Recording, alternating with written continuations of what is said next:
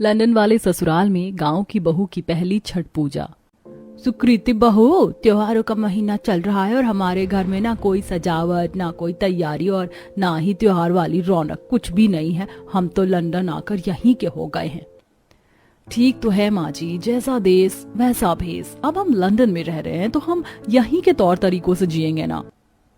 लेकिन बहू, इसका मतलब ये थोड़ी है कि हम अपने भारत को पूरी तरह भूल जाएं, अपनी संस्कृति, मर्यादा और अपना देश धर्म हम यहाँ आकर भूल तो नहीं सकते। माँ जी, हम 3 सालों से कोई त्योहार या कोई व्रत रख रहे हैं क्या? नहीं ना। तो इस बार ही क्यों करें? आपको करना है तो मैं आपको रोक नहीं रही, लेकिन मुझे इस सब में फोर्स मत कीजिएगा।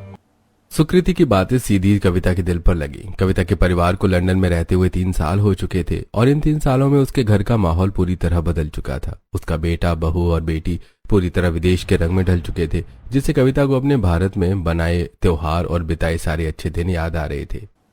मेरा सामान पैक कर दे अंजलि, मैं कुछ समय के लिए कुनिका भाभी के घर जा रही हूँ। मेरा यहाँ मन नहीं लग रहा, हो सकता है वहाँ मेरा थोड़ा मन लग जाए।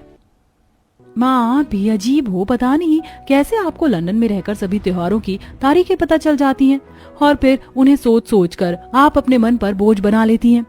तो क्या करूं मैं? हाँ, तुम तो यहाँ आकर यहीं की हो गई हो और मेरा तो यहाँ एक एक दिन काटे नहीं कटता। मुझे बहुत याद आती है मेरे देश की। इस महीने में मेरा देश त्योहारों की चहल पहल और सजावटों से जगमगा रहा होगा और यहाँ तो सब तरफ सन्नाटा ही सन्नाटा है। ऐसा इसलिए है माँ, क्योंकि यहाँ के लोग शांति पसंद करते हैं, शोर शराबा नहीं। कविता को अपनी बेटी की बातें बिल्कुल अच्छी नहीं लग रही थी। उसने खुद ही अपना सब कुछ सामान पैक किया और अपने बेटे के साथ अपनी भाभी कुनिका के घर के लिए निकल गई। दोनों परिवारों के घरों के बीच कुछ ही दूरी थी। कुनिका का परिवार भी कविता के परिवार के साथ साथ बिजनेस के सिलसिले में लंदन आकर बस गया था और उन्हें भी भारत का चेहरा देखे हुए 3 साल हो चुके थे। कुछ ही देर में गाड़ी कुनिका के दरवाजे पर आ खड़ी हुई। अरे कविता दीदी, आप आइए, अचानक से कैसे आना हुआ? कुनिका ने कविता को सोफा पर बिठाया और फिर मेड से पानी मंगवाया। क्या बताऊं भाभी, आपको तो पता है हमारे कितने सारे त्योहार आ रहे हैं और त्योहारों के महीने में इस तरह सूने घर में मेरा मन नहीं लग रहा। लेकिन कविता दीदी, यहाँ तो कोई त्योहार नहीं मनाएगा ना, इसलिए घर तो इस तरह लगेगा ही। आप इस सब पर ध्यान मत दीजिए। मतलब भाभी, क्या आप भी कोई त्योहार नहीं मनाओगी? नवरात्रि, दिवाली, करवा चौथ, छठ पूजा कुछ भी नहीं? अरे बिल्कुल नहीं मनाऊंगी दीदी, और 3 साल हो चुके हैं। मुझे तो ना तारीखें याद है और ना ही कोई तरीका। और वैसे भी यहाँ इतने पढ़े लिखे लोगों के बीच ऐसे त्योहार मनाकर हमें अपना मजाक थोड़ी ना बनवाना है। पर भाभी, मैं तो इस आस में आई थी कि आप सभी त्योहारों को मनाएंगे। ये क्या बोल रही हैं बुआ? ये लंदन है, यहाँ हम चाहते हुए भी अपने शोर शराबे और फैलावे वाले त्योहार को नहीं मना सकते। इससे हमारी इमेज पर फर्क पड़ेगा। बुआ, अब हम विदेश में हैं, इसलिए हमें वो सब अब भूल जाना चाहिए। भाभी चलिए, हम किसी अच्छे से सैलून से नेल्स करवा कर आते हैं और आते ही किसी अच्छे रेस्टोरेंट में खाना खाएंगे। इतना कहकर नताशा और दिया बाहर घूमने निकल गईं। वहीं कविता की आखिरी उम्मीद भी अब पूरी तरह से खत्म हो चुकी थी। कुछ दिन गुजरे और आज करवा चौथ पर भी घर की किसी भी बहू ने व्रत नहीं रखा। इसी तरह बाकी त्योहार भी निकल गए। नवरात्रि, दशहरा, करवा चौथ और अब दिवाली भी आकर चली गई। अब सिर्फ छठ पूजा ही बाकी है और मुझे पता है कि उसका भी हर एक दिन इसी तरह सूनेपन में गुजर जाएगा। कविता बालकनी में खड़ी हुई आसमान को देखकर रो रही थी। वहीं उसके भतीजे राघव ने उसे पीछे से इस तरह देखा तो उसे बहुत दुख हुआ। वो भारी कदमों से अपनी बुआ के पास पहुंचा। अरे राघव बेटा, तू क्यों उदास हो रहा है? जब घर के बड़ों को इस सब की कोई परवाह नहीं है तो तू भी मेरी इस बात को दिल से मत लगा। बुआ, मैं आपको इस तरह उदास नहीं देख सकता। मुझसे आपके लिए जो हो सकेगा मैं करूंगा। दिन गुजरे, कविता और अभी भी कुनिका के घर ही रह रही थी और राघव बिजनेस के सिलसिले में भारत गया हुआ था। दिन गुजर रहे थे और उसके साथ कविता का दिल और भी भारी होता जा रहा था।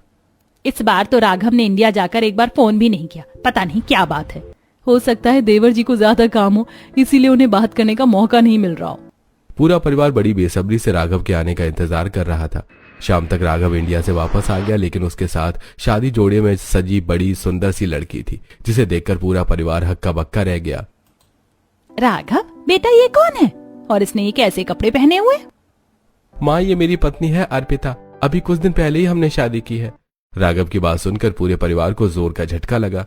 ये क्या बोल रहा है तू? हाँ, देख राघव, ये कोई अच्छा मजाक नहीं है। इस सबको यहीं खत्म कर दे। माँ, मैं कोई मजाक नहीं कर रहा हूँ। अर्पिता सच में मेरी पत्नी है। माँ, मुझे एक इंडियन लड़की से ही शादी करनी थी, लेकिन मुझे पता था कि आप इसके लिए राजी नहीं होंगे, इसलिए मैंने आपको कुछ नहीं बताया। हाय भगवान, मेरी तो किस्मत ही फूट गई। मैंने तो सोचा था कि मैं एक पढ़ी लिखी यहाँ की एक गोरी चिट्टी मॉडर्न बहू लेकर आऊंगी, लेकिन इसने तो मेरे सारे अरमानों पर पानी फेर दिया। हाय, ये आपने बिल्कुल अच्छा नहीं किया भैया। मैं आपके इस फैसले से बिल्कुल सहमत नहीं हूँ और मैं इस लड़की को कभी अपनी भाभी नहीं मानूंगी। आपको अपनी करनी का बहुत जल्द पछतावा होगा देवर जी। सोचिए, जब पापा और सौरभ जी को ये पता चलेगा तो उन पर क्या बीतेगी। कोनिका, दिया और नताशा तीनों ही राघव पर खूब गुस्सा करके वहां से चली गईं। वहीं अर्पिता को भी इस बात पर काफी दुख हो रहा था कि तभी पूजा की थाल लिए कविता उनके दोनों के पास पहुंची। बहू चाहे जैसी भी आए, नई बहू तो नई बहू ही होती है और हमारा कर्तव्य होता है उसका गृह प्रवेश करना। कविता ने अर्पिता का गृह प्रवेश किया। अर्पिता एक नजर में कविता को पहचान गई। उसने कविता के पैर छुए और उसे प्रणाम किया। प्रणाम बुआ जी। अरे तुम्हें कैसे पता कि मैं तुम्हारी बुआ सास हूँ? वो राघव जी ने मुझे आपके बारे में बहुत कुछ बताया था और आपको देखते ही मुझे समझ आ गया कि आप ही हमारी बुआ सास हैं। अर्पिता की बात सुनकर कविता को काफी खुशी हुई। कविता को समझ आ गया था कि राघव ने अर्पिता से शादी क्यों की। रात को जब आलोक और सौरभ ऑफिस से लौटे तो अर्पिता को देखकर वो भी हैरान रह गए। राघव, कम से कम एक बार तो हमसे पूछ लिया होता। अभी तो तूने हमारे साथ बिजनेस स्टार्ट किया है और तूने अपनी मर्जी से शादी भी कर ली। अरे ऐसी भी क्या जल्दी थी यार? भैया, इस चीज के बारे में आपको पता ना हो उसमें आप बिल्कुल मत बोलिएगा। आपको सिर्फ बिजनेस दिखाई देता है, घर में क्या हो रहा है इससे आपको कोई मतलब नहीं है। अरे ऐसा क्या चल रहा है घर में जिसके लिए तुझे शादी करनी पड़ गई? मेरे पास अभी इस सबका कोई जवाब नहीं है, धीरे धीरे आपको खुद समझ में आ जाएगा। इतना कहकर राघव अपने कमरे में चला गया जहां अर्पिता सफर से थककर सो चुकी थी। मुझे पूरा यकीन है अर्पिता, मैंने कुछ गलत नहीं किया। इस परिवार को तुम्हारी जैसी बहू की जरूरत है और मैं जानता हूँ कि तुम बुआ के सपने और हमारे इस घर को फिर से पहले जैसा बना दोगी। कुछ देर बाद राघव भी सो गया और अगले दिन अर्पिता की पहली रसोई की रस्म थी। अर्पिता की सुबह जल्दी आंख खुल गई। अर्पिता गांव की सीधी सादी लेकिन पढ़ी लिखी लड़की थी। अर्पिता के अंदर वो सारे गुण थे जो एक सास को अपनी बहू में चाहिए होते हैं। अर्पिता नहा धोकर तैयार होकर रसोई में गई जहां कविता उसका इंतजार कर रही थी। मुझे पता था कि तुम जल्दी उठ जाओगी। आज तुम्हारी पहली रसोई है ना, इस घर में कोई इतनी जल्दी नहीं उठता, इसलिए तुम जो बनाना चाहो बना सकती हो। अर्पिता कविता की बात सुनकर काफी खुश हुई और फिर उसने अपनी पहली रसोई का खाना बनाया जो कि बिल्कुल हिंदुस्तानी और गांव के तरीके से बना था। कुछ देर बाद सभी घर वाले उठ गए और नहा धोकर डाइनिंग टेबल पर नाश्ते का इंतजार करने लगे। कुछ ही देर में मेड्स ने टेबल पर नाश्ता लाकर रख दिया जिसे देखकर सबके होश उड़ गए। अरे आज का नाश्ता तो बिल्कुल हिंदुस्तानी तरीके से बना हुआ है। पोहा, खिचड़ी, पराठे, आलू की भुजी और दूध की चाय। कविता, क्या आज का नाश्ता तुमने बनाया है? बुआ सास नहीं बनाया होगा, वरना हमारी मेड्स तो ऐसा खाना नहीं बना सकती। क्या हो गया कविता जी, आज कुछ खास है क्या, या फिर त्योहारों की खुशी में आपने ये सब बना डाला? अरे आप सभी भूल गए क्या, घर में नई बहू आई है और आज उसकी पहली रसोई, उसी ने ये सब बनाया है। इतना सुनते ही जिस बात को अभी तक सभी भूले हुए थे उसने अचानक ही उनके सरों पर विस्फोट कर दिया। नताशा, दिया और कोनिका ने तुरंत मुंह बना लिया। वहीं आलोक और सौरभ से नाश्ते को छोड़ा नहीं जा रहा था। कविता ने अर्पिता को रसोई से वहां बुलाया और उसके खाने की तारीफ की। मानना पड़ेगा बहू, तू काफी अच्छा खाना बनाती है। हमने बहुत दिन बाद ऐसा खाना खाया है। अरे क्या अच्छा खाना, नाश्ते में ही पूरे दिन के खाने का इंतजाम कर दिया। भला नाश्ते में इतना भारी खाना कौन खाता है? अरे इस तरह तो सिर्फ गांव देहात के लोग ही नाश्ता करते हैं। मैं गांव से ही हूँ माँ जी, और हमारे यहाँ ऐसा ही नाश्ता किया जाता है। अगर ऐसा है तो सब कुछ तुम ही खाओ। माँ, भाभी, चलिए हम मेड से कहकर लाइट नाश्ता बनवा लेते हैं। और तीनों बहू, सास, बेटी मुंह बनाकर वहां से चली गई। लेकिन कविता, आलोक, सौरभ और राघव अभी भी नाश्ता कर रहे थे, इसलिए अर्पिता ने सिर्फ उन पर ध्यान दिया और अपने मन को समझा लिया। सभी नाश्ता करके अपने अपने कामों में लग गए। वहीं अर्पिता घर में अकेली बोर हो रही थी। तभी कविता उसके कमरे में आई। अरे तुम इस तरह अकेली क्यों बैठी हो? चलो मैं तुम्हें हमारा घर दिखा देती हूँ। कविता ने अर्पिता का हाथ पकड़ा और उसे घर दिखाने लगी। इस बीच कविता ने उसे अपने बारे में भी बताया। देखो, ये है हमारा गार्डन और यहाँ एक छोटा सा तालाब भी है जिसमें छोटी छोटी मछलियाँ हैं।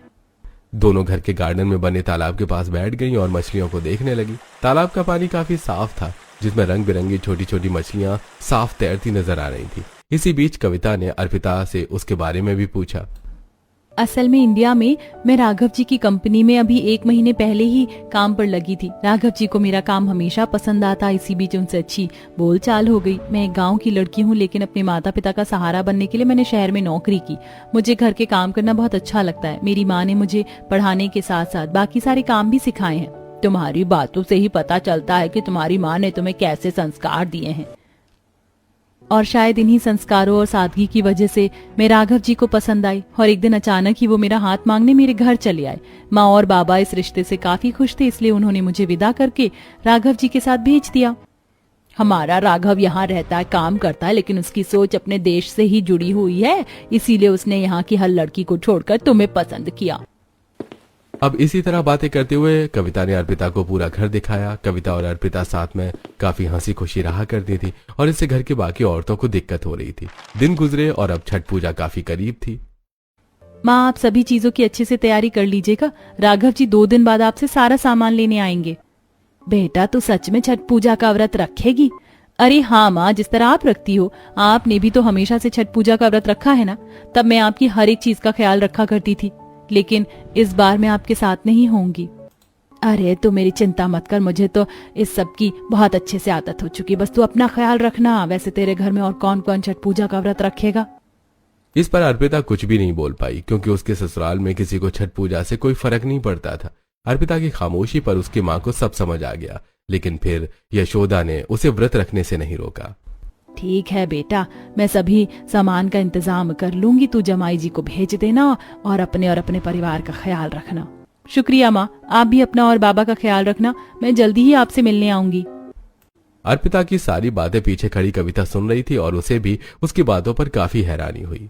सच में अर्पिता, तुम छठ पूजा का व्रत रखोगी? तुम्हें पता है ना कि यहाँ कोई भी छठ पूजा में तुम्हारे साथ शामिल नहीं होगा।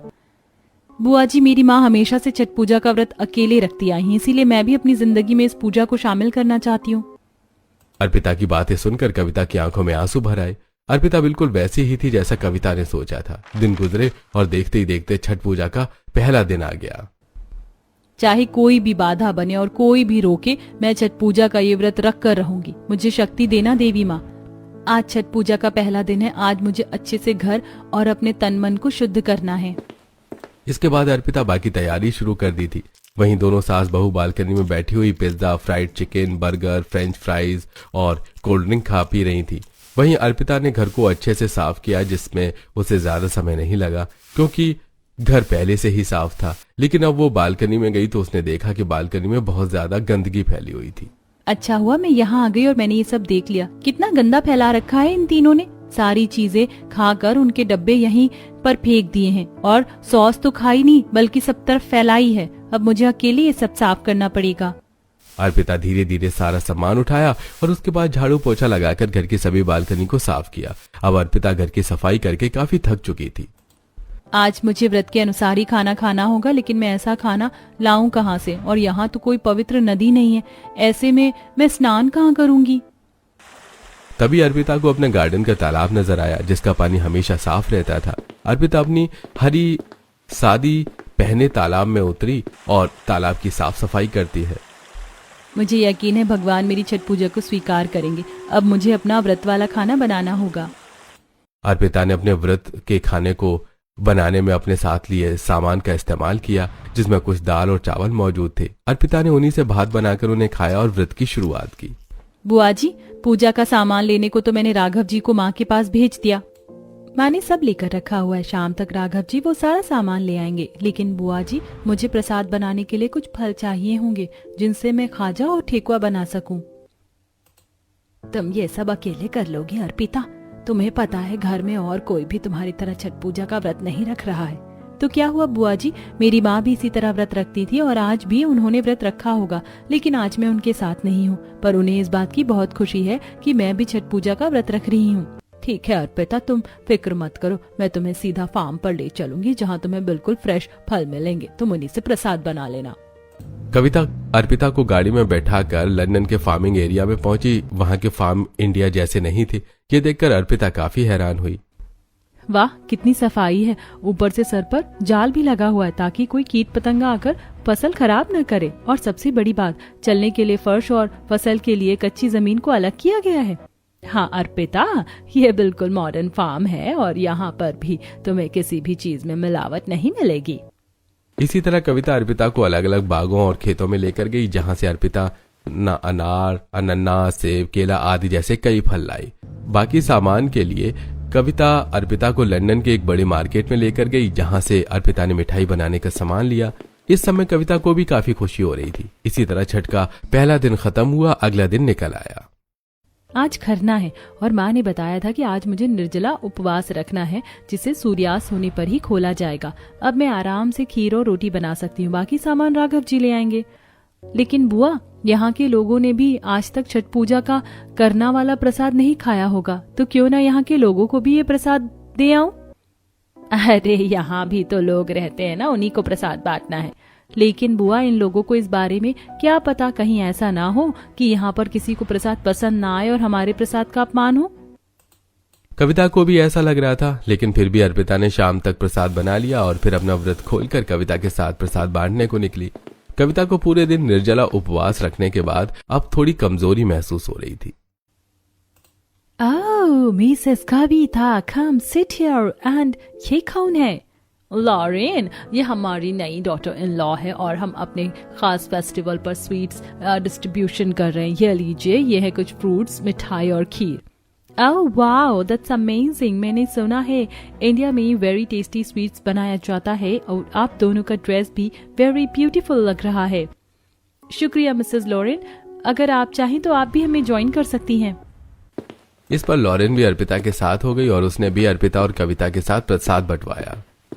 India, one of the most historical country. Mrs Kavita यहाँ 3 इयर्स से रह रहा है, लेकिन उन्होंने कभी ऐसा कुछ नहीं किया। प्लीज, हम भी जानना चाहते हैं कि आपके फेस्टिवल में और क्या क्या होता है। इसी तरह सोफिया, लॉरेन, सूजी और सबरीना चारों हुई अर्पिता के साथ मॉल गई और जब कुनिका तक ये सब खबर लगी तो उसका खून खौल उठा। क्या समझती है ये लड़की खुद को, हमारे घर आकर कुछ भी करेगी? बेवकूफ कहीं की, यहाँ के लोगों के बीच प्रसाद बांटने गई है, जैसे ये लोग कितना जानते हैं सबको, सबके सामने हमारा मजाक बनवा देगी। मुझे तो बुआ पर गुस्सा आ रही है, पता नहीं कैसे उसकी बातों में आकर खुद भी उसके साथ चली गई। कुछ ही देर में अर्पिता, कविता और बाकी अंग्रेजन पड़ोसनों के साथ घर वापस लौटी, जिसे देखकर कुनिका के होश उड़ गए। आप क्या बोल रहा था कुंजिका जी कि कोई फेस्टिवल नहीं है? आपका डॉटर इन लॉ ने हम सबको बता दिया, आपका डॉटर इन लॉ सारी फेस्टिवल सेलिब्रेट करता है, लेकिन आप नहीं करता। This is very wrong. जिससे दिया, नताशा और कुनिका को उम्मीद भी नहीं थी। सबरीना आकर उनसे वो सब कह रही थी। हम तो आपसे बहुत कुछ जानना चाहता था, लेकिन आपने कभी अपनी कंट्री के बारे में कुछ नहीं बताया। इस पर तीनों को काफी शर्मिंदगी महसूस हुई। उन्हें लगा था कि अर्पिता की वजह से उनकी बेइज्जती होगी, लेकिन यहाँ उनकी खुद की गलती की वजह से उन्हें सब सुनना पड़ रहा था। कुछ देर बाद अर्पिता से थोड़ी बातें की और खीर और फलों से बनी मिठाई की तारीफ की। इसके बाद सभी अपने घर लौट गए, जहाँ राघव भी सामान लेकर घर पहुंच गया। कोई चीज रही तो नहीं ना राघव जी? पूजा का सामान, बांस की टोकरी, गन्ने, कलश, अगरबत्ती? अरे अर्पिता, माँ ने सारी तैयारी की हुई थी, बस मैं वहाँ पहुंचा तो देखा कि सब कुछ लाया हुआ रखा है। और हाँ, उन्होंने तुम्हें आशीर्वाद भी दिया है।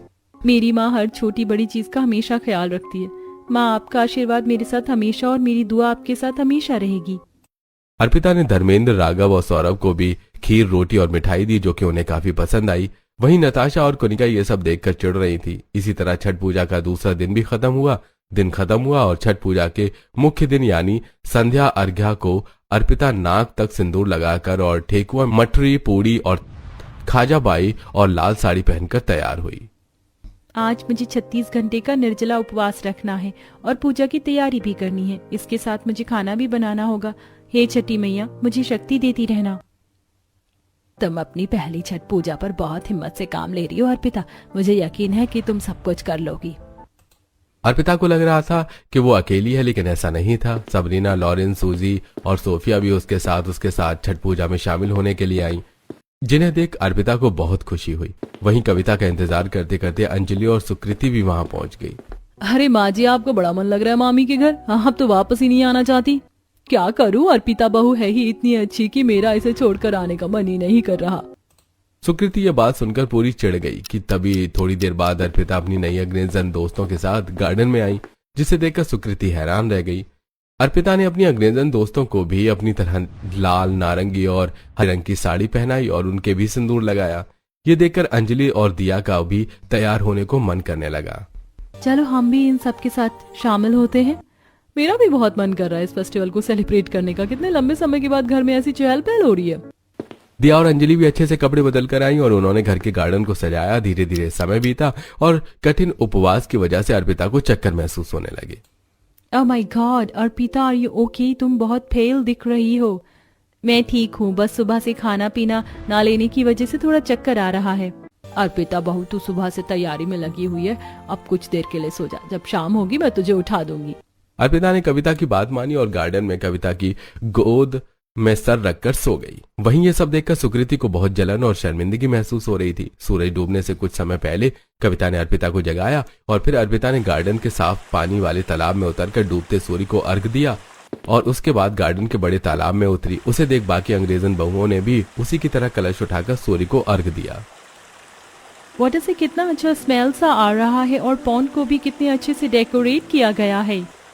ऐसा इसलिए है क्योंकि पानी में सुगंधित सामग्रियों को डाला है, इसीलिए पानी में इतनी अच्छी सुगंध आ रही है। मुझे तो ये सब बहुत अच्छा लग रहा है। Thank you so much Arpita. इसी तरह शाम को तालाब के किनारे पूजा की सामग्री और गन्ना, नारियल और फलों से भरी टोकरियों को सजाकर अर्पिता ने सबके साथ पूजा की। सिर्फ सुकृति, कुनिका और नताशा पीछे खड़ी ये सब देखकर अपने आप पर ही शर्मिंदा हो रही थी। मई बई, इसे अगरबत्ती बोलते हैं ना? यस मिसेस लॉरेन, क्या आप भी अपने घर के लिए लेना चाहेंगी? मेरे पास बहुत सारी मौजूद हैं। ओह वाह, व्हाई नॉट, मुझे भी ये चाहिए, इसमें फ्लावर जैसा स्मेल आता है। अर्पिता ने अपनी सभी अंग्रेजन दोस्तों को अगरबत्ती दी, जिसके बाद अर्पिता ने छठ पूजा के गीत गाए। उसकी मधुर आवाज सुनकर सभी गीतों में मगन हो गए।